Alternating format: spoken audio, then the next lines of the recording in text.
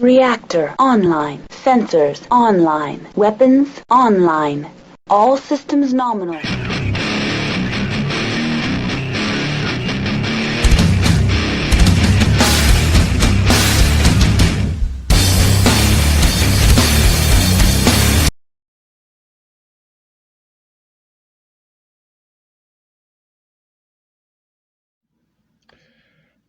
Hello to all the sinners and winners out there. It is I, the Sinner Saint David Marbell, back here again for my review of WrestleMania 36, Night 2. And right off the bat, let me just say bravo to all the performers in Night 2. They really brought it, just like Night 1 did. To say which is better is very, very difficult for me to say because they both really did extremely well, except for that Goldberg Strowman match. Still do not like that match. Tonight was just awesome. The talent just kicked ass.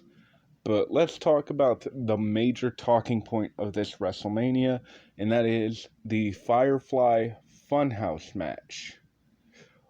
And all I can say is, what the living hell did I watch? And I don't mean that in a bad way. It covered so much in such a small period of time. It was like, what the hell? Because it was going through all the stages in Cena's career, and then at one point Cena was a member of the NWO, which I remember people saying online years and years ago, that Cena should turn heel just like Hogan did with the NWO. That was what they were playing on. It was the weirdest goddamn thing I've ever seen on a wrestling show. And I loved it. I don't know if I would consider it wrestling. I don't know what the hell to call it, but it was entertaining. It was fun. Cena constantly saying ruthless aggression, just had me laughing. But yeah, that match is a WTF moment all the way through. Shout out to Cultaholic for that little term there. But yeah, that was... again, I don't know what to call that.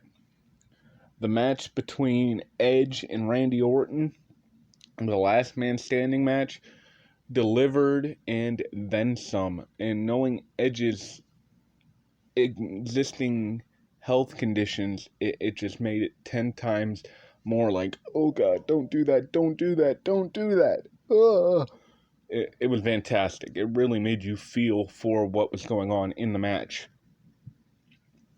But the big thing also being that they ended WrestleMania crowning Drew McIntyre as the new WWE Champion. Yes, both the Universal and WWE titles changed hands at WrestleMania in both nights in very, very short and very, very... how do I put this? Because it's so hard, because they're so similar but yet so different. Where Goldberg Strowman felt like laziness. Excuse the lisp, but yeah, it felt like laziness. Where Brock and Drew felt like both guys knew that we got to come in hard, we got to come in fast. They put Drew over big time by having him kick out of the F5 at 1. Nobody does that. They put Drew over like a beast in a way that nobody thought Drew McIntyre would ever be put over.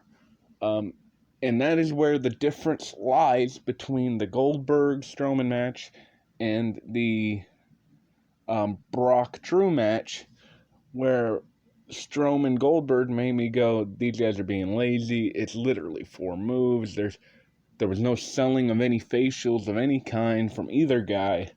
There was never a point where Goldberg thought he had the match and then was like, oh no, what am I going to do? This big guy's going to kill me. No, none of that. But where the Drew Brock match felt like Brock was throwing all his big, heavy old artillery at Drew McIntyre, and Drew was taking every shot he fired at him and kept coming. That is the big difference. Do I think it's a WrestleMania classic meant for the ages? No, I don't. But did it put Drew McIntyre over as this huge deal? Absolutely. So in that regard, that match, that is why there is a difference between the two title matches. Is Drew Brock was short, hard-hitting, fast-paced, where Strowman Goldberg was short, dull, and really didn't get your blood going.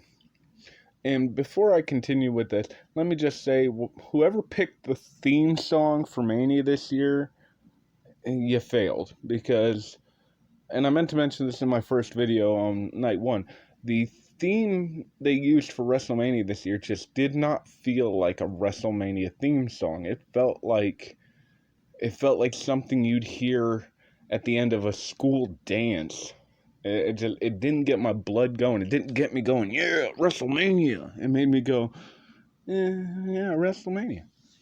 So right there, the theme was a failure. But overall, would I consider this WrestleMania, both nights, would I consider this WrestleMania to be a success? And the answer is abso-freaking-lutely. I'm going to say right now that WrestleMania 36, both night 1 and night 2, are Sinner Saint approved. That's right, these are WrestleManias you can watch and really enjoy. Is something that people are going to remember forever? It's hard to say. Is it to the scale of some of the greatest WrestleManias we've ever had? No, but considering the world crisis right now, considering everything that is going on, WWE did what they do best, and that is when the chips are down, when everybody thinks there is no way they can produce a good show, they nail it right out of the park. So tell me in the comments below, what did you think of WrestleMania 36, Night 1 and Night 2? Tell me, do you think this was one of the better WrestleManias? Or was the lack of crowd really something that took you out of it? And also, while you're down there, tell me your favorite WrestleMania match of all time.